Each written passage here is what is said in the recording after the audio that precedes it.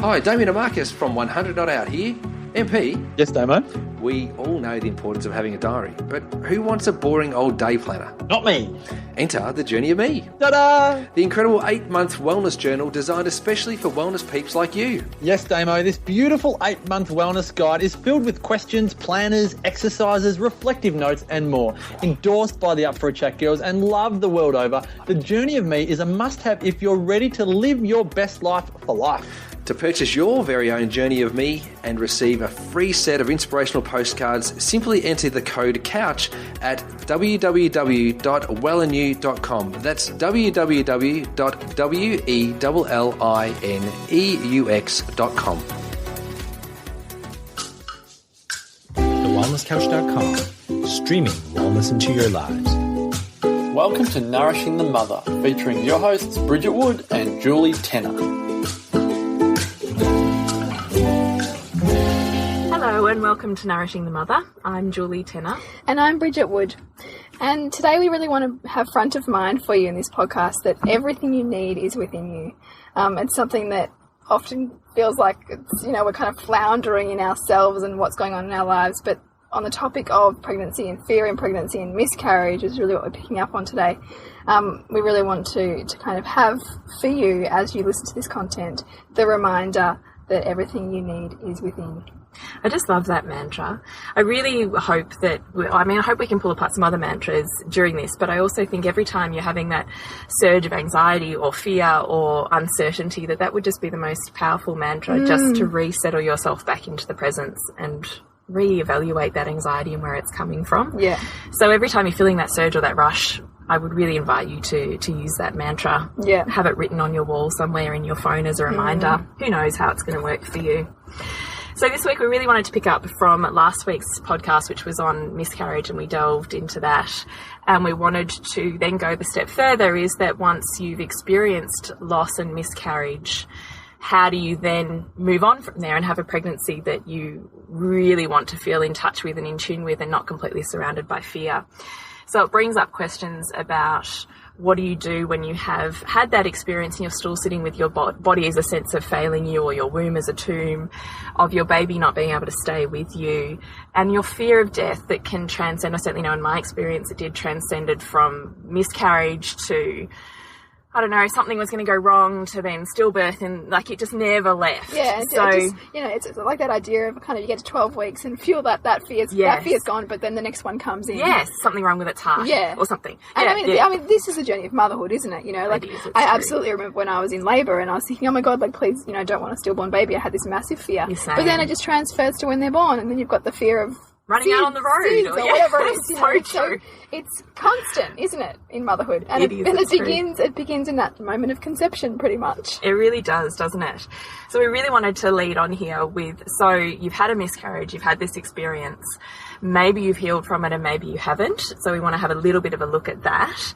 And then how do you move into this pregnancy without wanting to carry all of that baggage with you from the previous one? And that for me is the biggest one, even when I've had clients in birthing that have had one really traumatic birth experience, then we're moving into this new one. Often the subconscious can keep us going back to that story and almost making it appear like that's what's happening now. So when we're living in the realm of subconscious, it's almost like being in a fantasy land of some sort, isn't it? And we can have body reactions that tell us that it is, even though it isn't. Yeah.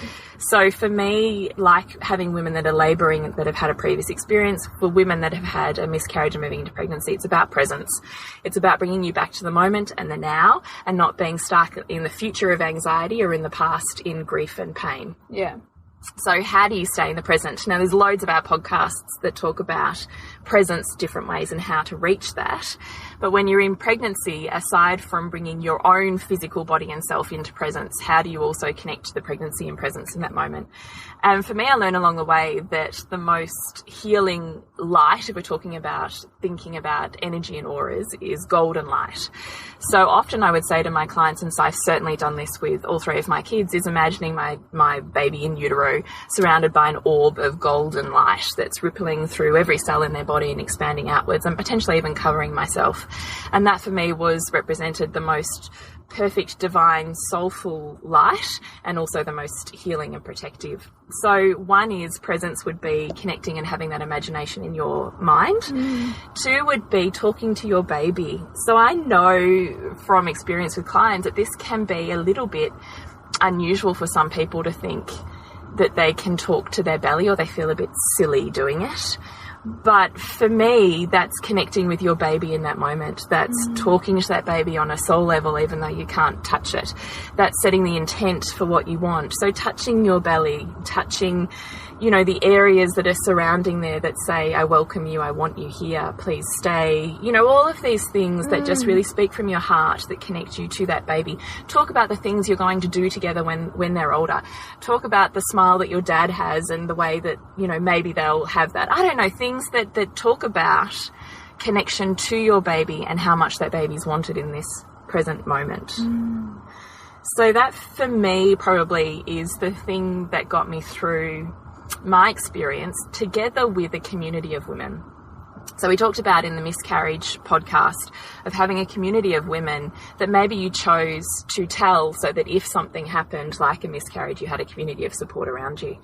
So it's the same thing that this very particular selected group of women who held my intentions and loved me, I could be really raw and honest with and say, I'm so shit scared that this baby's not staying, or today I'm not sick and I'm so scared that I'm no longer pregnant. Being able to just be completely, forget all of the spiritual stuff, forget all of the greater lessons, like just being able to have that really human moment of raw honesty, really feeling into that emotion of sitting, but just being able to even say, I'm scared, I'm worried, I think this is happening, and talk out the thoughts that are in your head so they don't stay in your head. Really allows you the opportunity to, that's what we talk about when we lean into those emotions. Sometimes there's tears that come, sometimes there's rage that comes. Just that moment of pure human expression of that thing is presence. And then to have this beautiful community of women go, oh gosh, I really hear that. But that's not reality. Let's check where you're at, and I'm sure it's going to be amazing. And even just to hear it, doesn't matter how many times you hear it, it still feels good. Just to help you adjust your perspective too, because then when you can get out of your head and almost give voice to the things that you're feeling, the power that they have over you lessens. It's not as strong. I totally agree. So that's what we mean by leaning into the presence. So I really wanted to talk a little bit more and pull apart a little bit more with you, Bridget, this concept. I know when we had the miscarriage one last week, and I'd said to you something along the way of, you know, with that pregnancy that I lost, I'd kind of, quote unquote, duped my husband into it, and then had huge feelings of I don't know, a little bit of, I mean, certainly there was the spectrum of excitement, and I wanted it really badly enough that I was willing to not be totally honest about how I was going about it. But there was this other side of me that felt guilty and a little bit scared and ashamed. And I remember at the time you'd said, oh, that's interesting. And then we moved on and we didn't come back to it. So I was kind of hoping we could open that up a little bit. That's an interesting one. I guess because the whole guilt, you know, and that's totally normal. I guess if you were feeling like that you hadn't been totally truthful, that part of you had gone intentionally and done this without, you know, full agreement, then perhaps that in some ways, you know, and we talked about this, we touched on this last week, the idea that, you know, what part of us wanted that? Like what part of your, where was there not congruency in your whole being around wanting that child? Well, in your case, you know, there was still that guilt that you're holding on, and perhaps the miscarriage in some way was compensation really for that guilt, you know. I find that fascinating, and I really want to talk about this particular aspect because it can be incredibly conflicting, I think, for a lot of women. But I also want to talk about it in terms of, which I had said to you earlier, when I've had, we know 50% of pregnancies, they say, are unplanned, right? And I've had so many clients and friends over the years that have had, you know, an unplanned pregnancy, and every single one of them, I've said to them, do you think on some level you are open to that soul or that baby?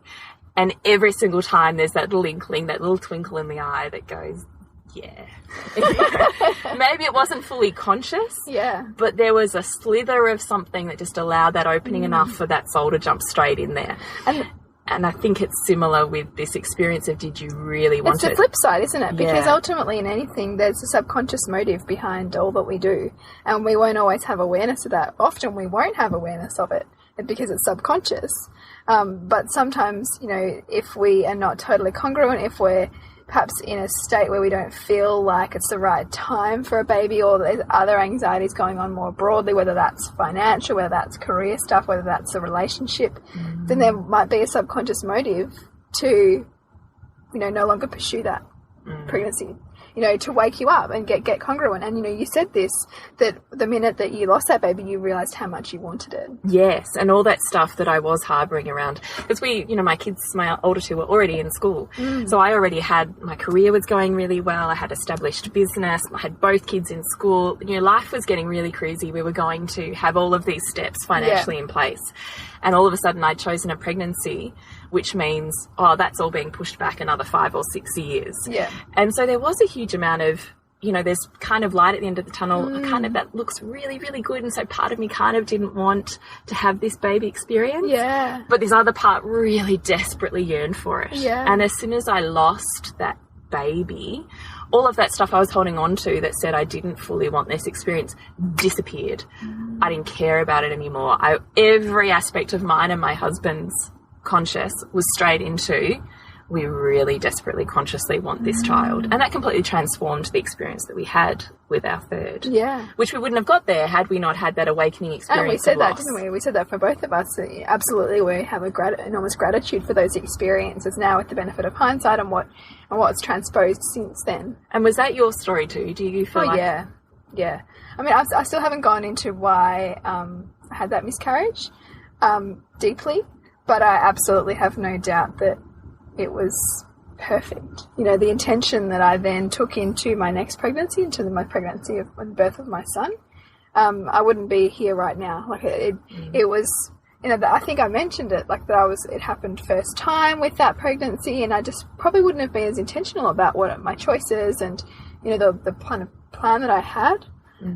It really got that reality of losing something that you wanted so badly really clarified my vision for what I wanted to create.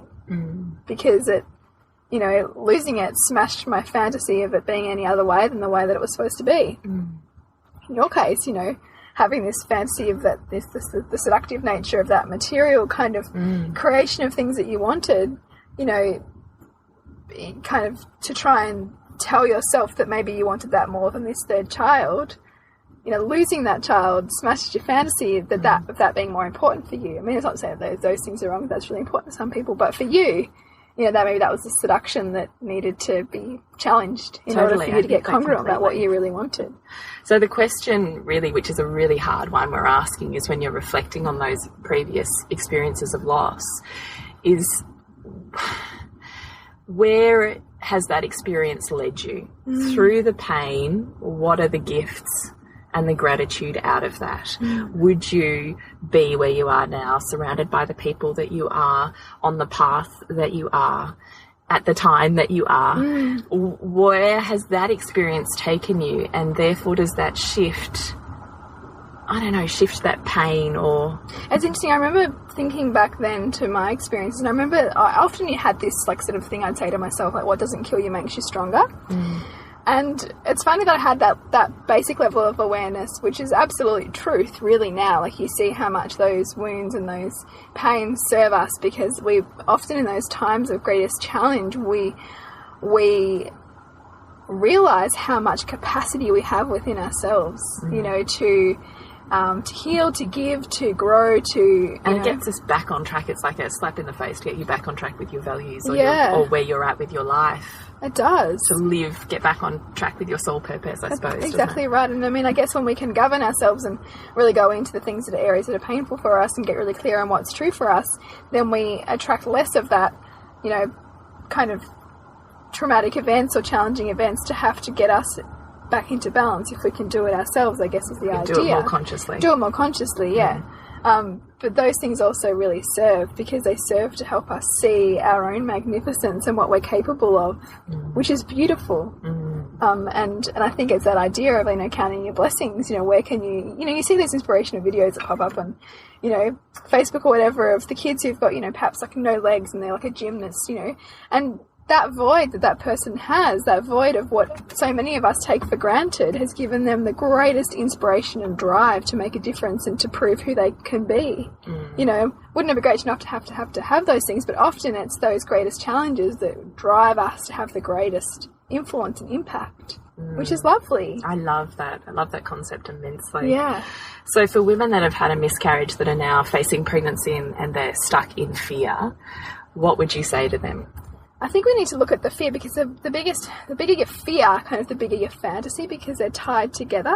So if you've got a massive fear, then you also have a fantasy of some outcome that perhaps might be unrealistic, to have this perfect, happy family that's not going to have any issues, or, to have this, family and, you're going to be able to keep all the balls in the air and it's just going to be smooth sailing. I think the fear's there because there's something that you're not willing to kind of overly see that there's going to be both benefits and challenges in whatever you do. Like that child's not going to be the answer to all your troubles. It's just going to have a new set of challenges, they'll be beautiful challenges to welcome into your family, but it's not going to be some idyllic perfection that we think it's going to be. And often that's what happens when women will, marriages will get challenged when the baby comes, because you have this fantasy that the baby's going to fix everything, or you'll think that as a woman, you're feeling overwhelmed in your job and you don't like it anymore, but a baby will fix it. Well, any kind of fantasy that you have around the baby kind of resolving stuff for you will be broken, because that's not possible. Everything is a reflection back to you to see where you can get more in balance. And fear, ultimately, the acronym for that is false evidence appearing real. And that's really about yes, okay, you might have had a previous experience, but that was that experience. If you have the opportunity to go back and feel into the pains of that experience and looking for the lessons in that experience, then you will no longer need to create that experience again to get you to love what that was there to teach you.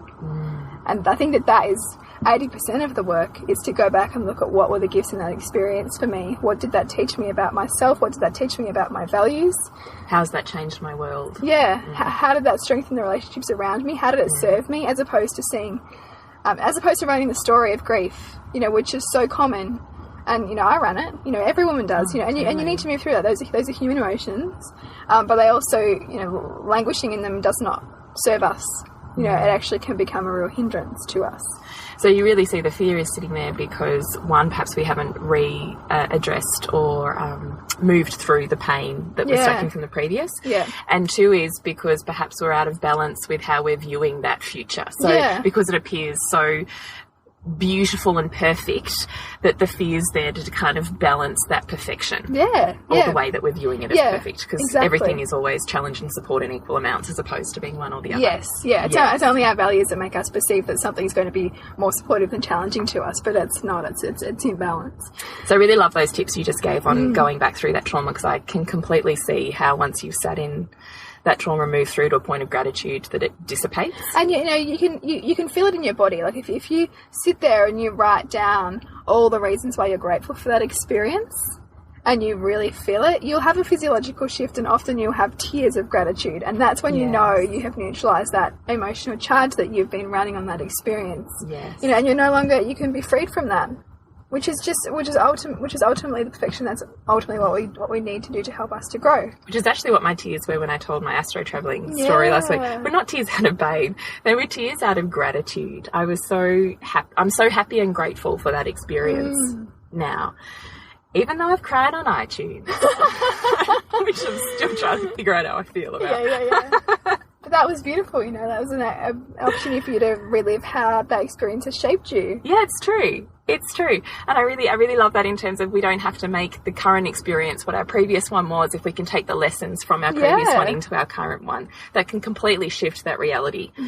So when you're doing that healing work combined with moments of presence, every time you're feeling that flush of fear, having a look at what was the thought or the impetus or the vision that appeared to you right before you had that surge of feeling, and actually looking, because there'll always be a sentence you've played in your head or a vision that came in, and you need to actually sit in that and look at what that was. Yeah, what was it in the split second before? Because often I would often find it might be like seeing a woman who was like further along in her pregnancy than me, and then I might go, oh, you know, I hope I can get that far, for example, right? And then it's like, oh, wow, that's really interesting, because before I'd even seen that woman, I wasn't sitting in that state. So what's that trying to reveal to me? You know, what is that trying to say? Why is that triggering me? And what would you say? Wow. Yeah, it's putting you on the spot now. Gosh, in that case, I think it's just coming back to the fear of, you know, because the fear of losing. Fear of losing the baby. And I think that is, the fear is, well, what would my life be if I didn't have that baby? And actually looking at, well, how would it look? And seeing that it would be... So this is when we're coming back to, we're so worried about losing it because of the fantasy that we've created about how perfect it's going to be. Yeah, it's going to be, yes. And also looking at, okay, and mediating maybe that also, tell me if I'm wrong, by also looking at, well, if I had that experience of loss now, what would the gifts out of that be? Yes, yeah. And most people don't want to do this because it feels really painful and you feel like, oh my gosh, I'm going to make that come true. But in fact, that's not, because all it's doing is balancing out your perception. Because if your perception's so the other way... It's balancing your triggers, the emotions. Yeah, it's right. Because, because you're perceiving that it's going to be terrible to have that experience and it will again. be incredibly painful. Yeah. But what if that changes...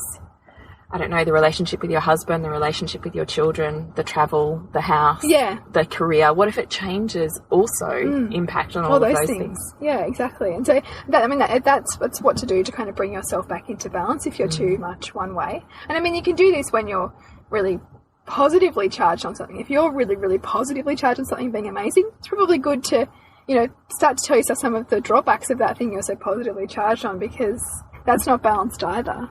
And when you're when you're so stuck in fantasy or fear, you're going to call in the opposite experience to balance that. Yeah, anyway. there's a saying, tell me your fantasy and I'll show you the nightmare. Yeah. Because the nightmare is hidden. You just don't see it yet. You're living you're playing in your head a fantasy. Which there is, because you and I have talked about that with my third child, that I had this total fantasy around, I've been a doula for so many years and a naturopath specialising in, mother and baby care. I was going to be like, snap. Because let me tell you, anyone else's baby, I'm all over it. No issues. I was like thinking, this baby is just going to slot right in. It's going to be amazing. And I get to do over all of this stuff with all of this new knowledge.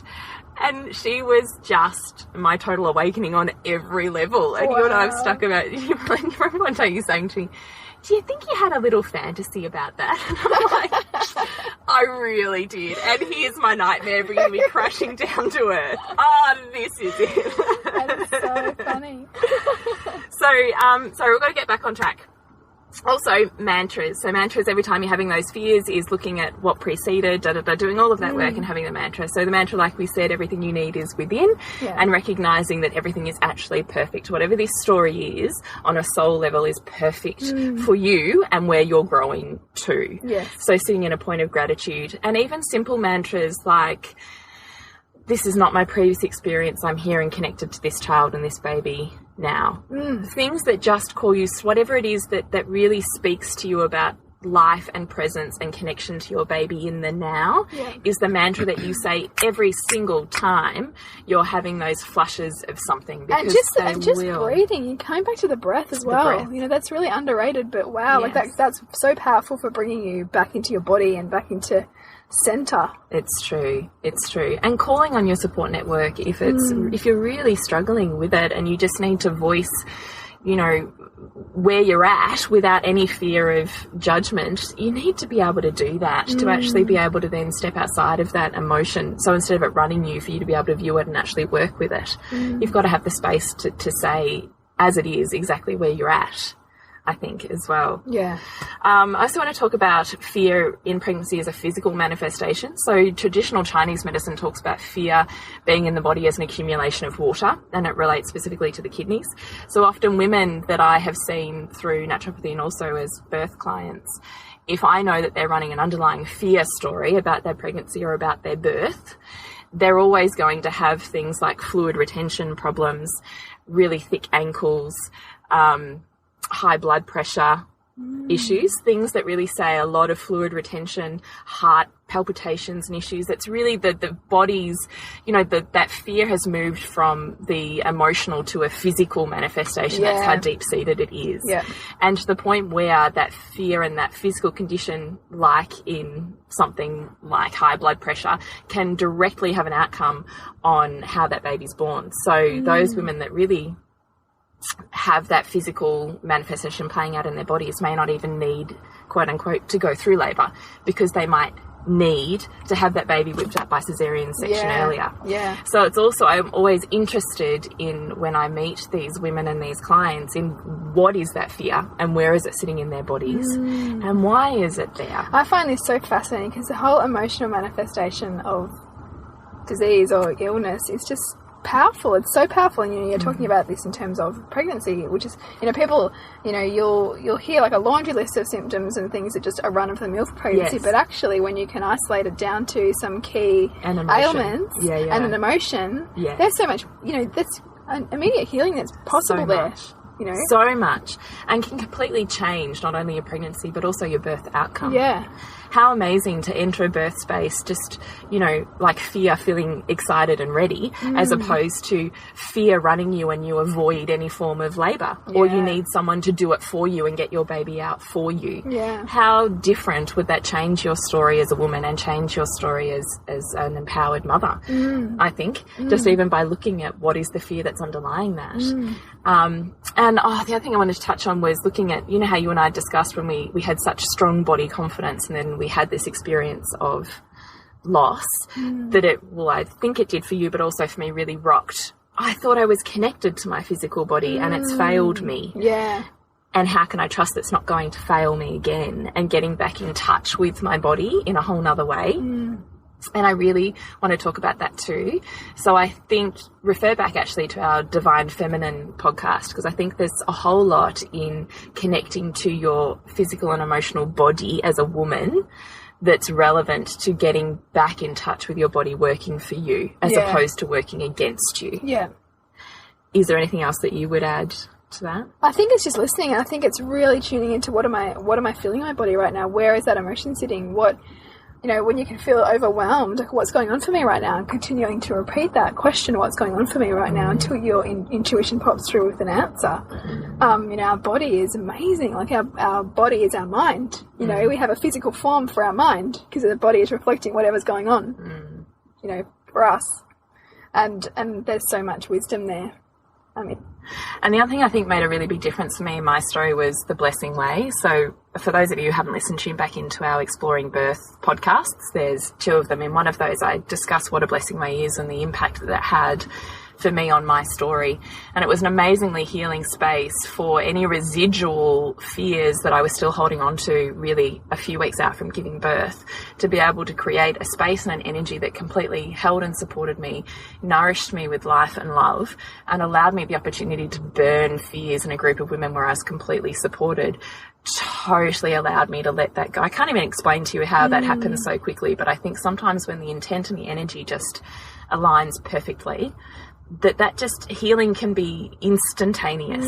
And for me it really was. I was able to write down my deepest, darkest fears of death, and I had 2 of them, and say them out loud to my community of intimate women without any BS and without any judgment and even any words, just to energetically be held and looked at with total love and gratitude, and to burn those and just allow my tears to fall and my grief to dissipate with that was so healing. And that's really about being in a space that allows you to sit in your own vulnerability and allow that to come out, because that's really key. Oh gosh, completely. And so as soon as I'd had that experience, and I was 3 weeks out from giving birth, I was able to instantly let that go and move into birthing goddess energy space. And that totally would have meant that you had the birth that you had. It was quite remarkable, really. Oh, it is. I still think about that and go, oh my God, how did that even happen? But I think that is also key, that if you've really got some... You surrendered. You were able to... Oh my gosh, that's the perfect word, Bridget. Yeah. I love surrender. Yes. I tell every single one of my birth clients to write that in big letters to take everywhere with them. Surrender. This is no longer, well, as you would all know, when you start a pregnancy, it's no longer a process you can control. No. And it is such a profound process of surrender after surrender after surrender after letting go. You know, like so many layers of just peeling back who you are based on your control patterns. And it's the perfect, preparing for motherhood. Isn't it? Because Can't control a toddler. No. Don't I know it? Don't we know it? So we hope that there was some stuff in there for you, and we really do think that it might be worth perhaps listening to this once or twice. There's a lot of stuff in there. A lot of stuff in there. I think I'm even going to listen to it a couple of times. Yeah. I think I need to. I'll be having another baby soon, so I'm probably going to go into those fears, those very human fears. How fun to be able to talk those out. Yeah, it will be. Yeah. a live pregnancy. Live updates. So if you want to come and join us for our upcoming retreat, we would so love you to be there. We've got a beautiful community of women building. We've sold quite a few tickets now. And it's collaborating businesses of women who are just going to offer such nourishment to us during that day. I'm so excited. The goodies coming together for these gift bags are quite amazing. Yeah. So it's going to be a whole day, a Sunday, and it's really going to be all about getting to our core, really connecting with the truth of who we are, going into some of those vulnerable spaces and really looking at some tools that we can use in our lives to not only connect with our divine feminine, but also live a life of greater intention and of greater gratitude. How to tap into that, how to transform your life. Yeah, and get out of the rut. And also to not realise that nothing outside of you needs to change. Yes. It's never outside of you. Everything you need is within. Everything you need to sit with. Sometimes you just need the teacher, don't you? When your student's ready, the teacher's there, and it just needs the intention and the pathway and the tips and the tools just to shift it. That's it. It's going to be a beautiful day. So tickets are available for that on our Facebook page, which is /Nourishing the Mother. And if you want to connect with the Suburban Sandcastles Film Nights, that's one's coming up very soon, the Empowerment Project on the 14th of October, and then Project Wild Thing on 10th of November. And if you want to connect with Julie, it's at naturopathicbirth.com.au. And if you're loving any of our podcasts, if you really feel like they would be powerful or potent to any women that you know, we would love for you to share them, to email them, to share them on your iTunes, and certainly to rate us on iTunes, because that does keep us going. And any feedback, we love conversations on Facebook where we can extend, where we can go where you want to go and answer any questions that might have come up for you as you're listening, because no doubt particularly last week's and this week's episode may have really brought some shifts up for you that you're not too sure where to put them. Yeah. So please start those conversations with us, because we would love to extend this community of women. Absolutely. And we'll see you next week when we continue to peel back the layers on the mothering journey.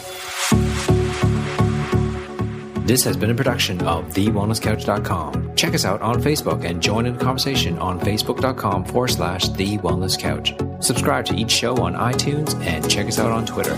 The Wellness Couch, streaming wellness into your lives.